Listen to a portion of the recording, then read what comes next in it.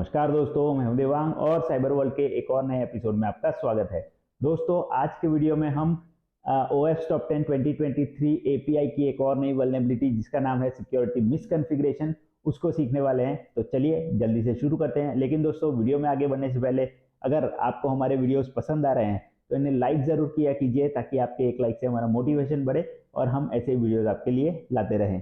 और दोस्तों, अगर आप अभी तक हमारे चैनल पर नए हैं और आपने हमारे चैनल को सब्सक्राइब नहीं किया तो नीचे दिए गए सब्सक्राइब बटन पे क्लिक करके बाजू में दिए गए बेल आइकन को दबा के ऑल पे क्लिक करना बिल्कुल मत भूलिएगा, ताकि ऐसी ही साइबर क्राइम एथिकल हैकिंग की वीडियोस आपको मिलती रहे और आप ऐसे ही सब कुछ सीखते रहें। तो चलिए दोस्तों, आ चुके हम अपने लैपटॉप की स्क्रीन के ऊपर और आज के वीडियो में हम समझेंगे OS टॉप 10 API 2023 की 8th वल्नरेबिलिटी, जिसका नाम है सिक्योरिटी मिसकॉन्फ़िगरेशन।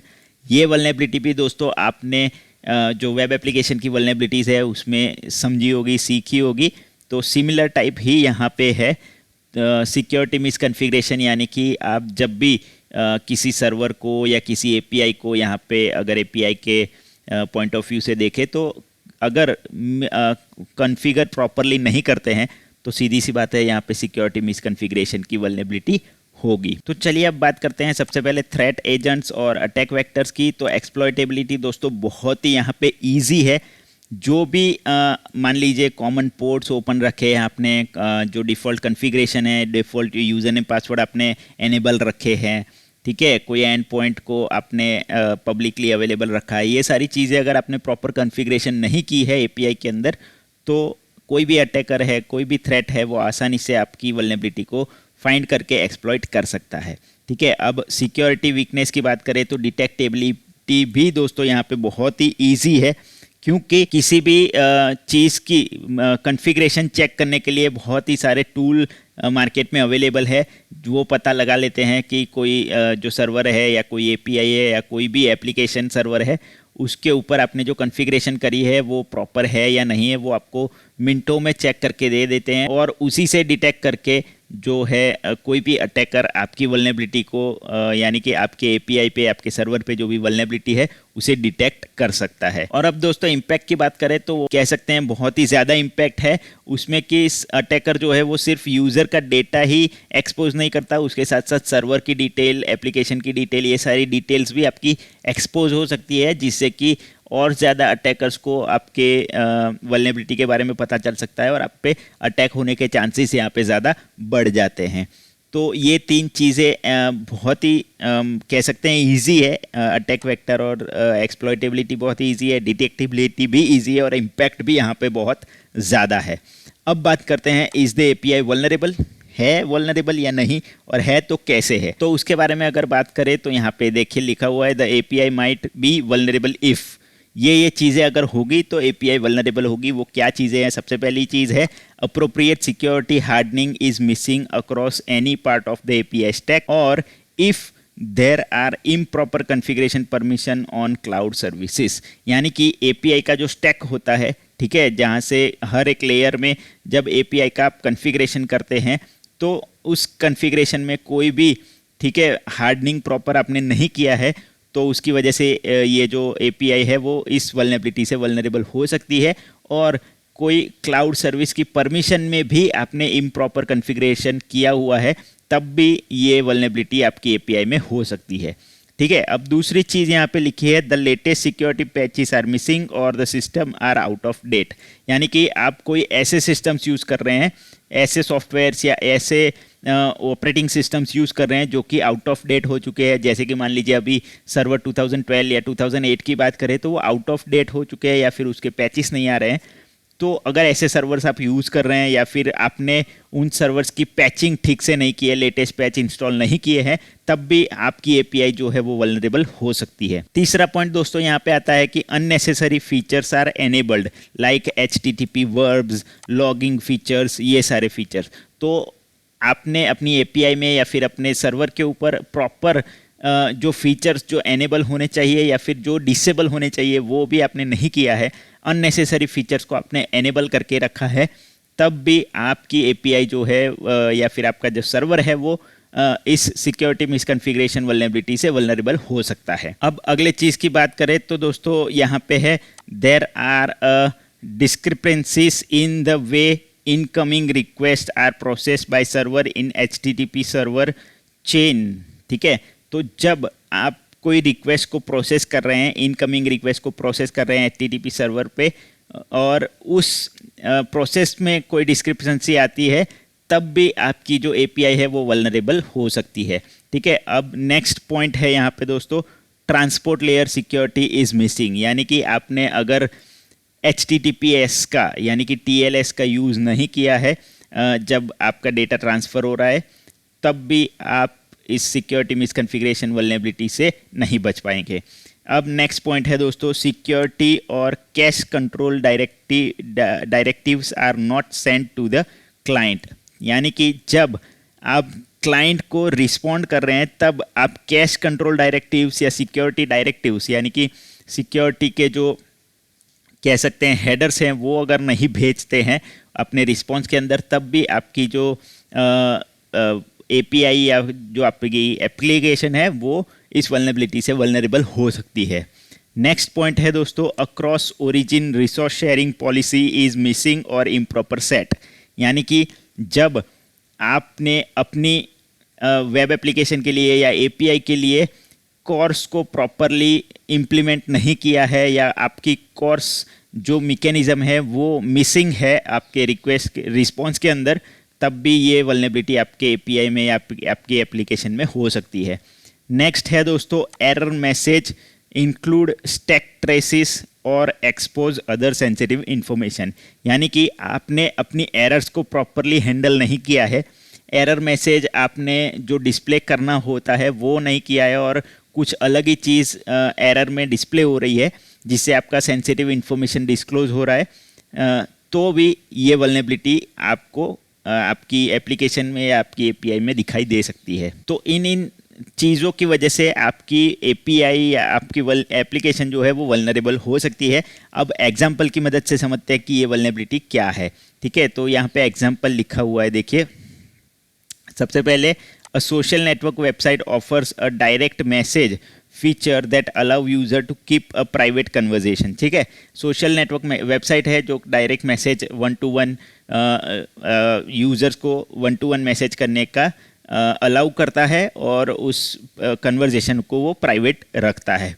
ठीक है, to retrieve the new message for a specific conversation the website issues the following API request, user interaction is not required. यानी कि मान लीजिए 2 यूज़र्स यहाँ पे कन्वर्जेशन कर रहे हैं और नया मैसेज कोई आता है, उसे रिट्राइव करने के लिए स्पेसिफिक कन्वर्जन का नया मैसेज जो आता है उसे रिट्राइव करने के लिए मान लीजिए वेबसाइट कोई API यूज़ कर रही है, तो उसकी API की जो रिक्वेस्ट जाएगी जिसमें कि यूज़र के इंटरेक्शन की ज़रूरत नहीं है, वो कैसे होगी? तो रिक्वेस्ट क्या होगी? गेट रिक्वेस्ट DM, ये जो API का एंड पॉइंट पाथ है वो है, user update dot JSON conversation equal to ID ये दिया है, और कर्सर, ठीक है, ये कर्सर दिया है। अब यहाँ पे क्या होगा इस रिक्वेस्ट की मदद से, because the API response does not include the cash control HTTP response header. यानी कि जब इस रिक्वेस्ट का कोई रिस्पॉन्स आएगा तब क्या होगा, API के अंदर उन्होंने properly cash control HTTP response header को ऐड नहीं किया है। Private conversation and up cash by the web browser allowing malicious actor to retrieve them from the browser cache file in the file system।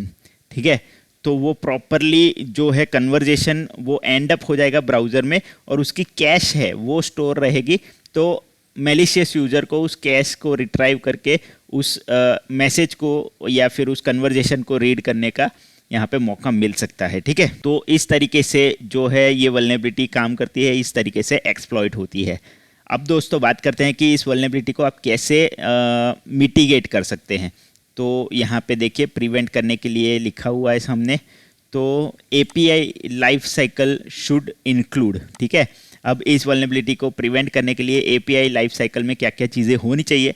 सबसे पहली चीज़ है a repeatable hardening process leading to fast and easy deployment of a properly lockdown environment. यानी कि आपको रिपीटेबली hardening करना पड़ेगा जो सर्वर है, जो API है उसका, और इसी की मदद से आप फास्ट और इजी डिप्लॉयमेंट कर पाएंगे और आपका एनवायरनमेंट है वो प्रॉपरली लॉक्ड रख पाएंगे, या फिर एक प्रॉपरली लॉक एनवायरनमेंट है उसको आप इस वल्नरेबिलिटी से बचा पाएंगे। दूसरी चीज़ दोस्तों यहाँ पे दी गई है, a task to review and update the configuration across the entire API stack. The review should include orchestration files, API components and cloud services. ठीक है, तो जो आपका एपीआई का पूरा स्टैक है, ठीक है, जो प्रोसेस है पूरा एपीआई का, उसके लिए आपको हर एक चीज़ को रिव्यू करना पड़ेगा और कॉन्फ़िगरेशन अपडेट करनी पड़ेगी। ठीक है, जिसमें आप कंसीडर कर सकते हैं रिव्यू करने के लिए वो कंपोनेंट्स है, ऑर्केस्ट्रेशन फाइल्स, एपीआई के अलग अलग कंपोनेंट्स, क्लाउड सर्विसेज जो आप यूज़ कर रहे हैं उनकी परमिशंस, ये सारी चीज़ें आपको टाइमली मैनर में रिव्यू करनी पड़ेगी और उनकी कॉन्फ़िगरेशंस भी जो है वो आपको अपडेट करते ही रहनी पड़ेगी। नेक्स्ट चीज़ दोस्तों यहाँ पे है, an automated process to continuously access the effectiveness of the configuration and setting in all the environments. यानी कि आपने जो कॉन्फ़िगरेशंस कर रखी है उन कॉन्फ़िगरेशंस को कंटिन्यूसली एक्सेस करने के लिए, एसेस करने के लिए, यानी कि वो कितनी इफ़ेक्टिव है कितनी इफ़ेक्टिव नहीं है वो चेक करने के लिए आपको एक ऑटोमेटेड प्रोसेस डेवलप करना पड़ेगा और उससे ऑटोमेटिकली चेक होता रहेगा टाइमली मैनर में कि आपने जो कॉन्फ़िगरेशन कर रखी है वो प्रॉपर है या नहीं है। ठीक है, तो ये सारी चीज़ें आपको करनी पड़ेगी इस वल्नरेबिलिटी को मिटिगेट करने के लिए। और इसके साथ साथ कुछ और चीज़ें हैं जो कि आपको करनी पड़ेगी, जिसमें फर्दर मोर में लिखा है, देखिए। तो दोस्तों उसमें सबसे पहला पॉइंट है, ensure that all API communication from the client to API server and any downstream upstream components happen over an encrypted communication channel regardless of whether it is an internal or a public facing API। यानी कि client से API server पे और API server से client पे जो भी request आ जा रही है उनको आपको हमेशा एनक्रिप्टेड कम्युनिकेशन चैनल पे ही, यानी कि टीएलएस के माध्यम से ही आपको कम्युनिकेट करवाना है, चाहे वो इंटरनल एनवायरनमेंट से डील कर रहा हो चाहे पब्लिक फेसिंग एपीआई हो। ठीक है, कुछ भी हो आपको टीएलएस यूज़ करना है, एनक्रिप्शन यूज़ करना है। अब अगली चीज़ है दोस्तों, be specific about which HTTP verbs each API can be access by all other HTTP verb should be disabled, example for head. ठीक है, यानी कि जो एचटीटीपी रिक्वेस्ट के लिए जो मेथड्स यूज़ हो रही है वो कौन सी मेथड है जिनसे एपीआई को आप एक्सेस कर सकते हैं, वो मेथड्स को आपको डिफाइन करना है सबसे पहले, जैसे कि गेट हो गया, पोस्ट हो गया।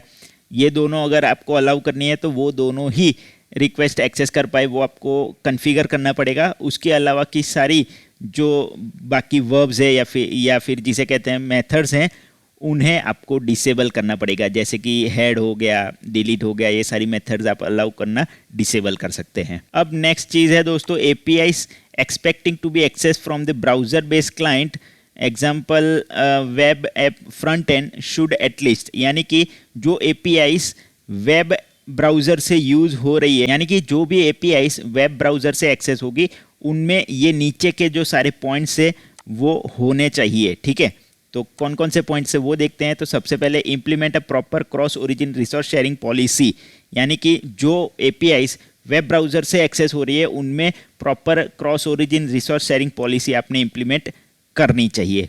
ठीक है, दूसरी चीज़ है इंक्लूड एप्लीकेबल सिक्योरिटी हेडर्स, यानी कि आपको प्रॉपर सिक्योरिटी हेडर्स अपने रिस्पॉन्स में डालने होंगे ताकि आप अपनी एपीआई को बचा सके सिक्योरिटी मिसकॉन्फ़िगरेशन वल्नरेबिलिटी से।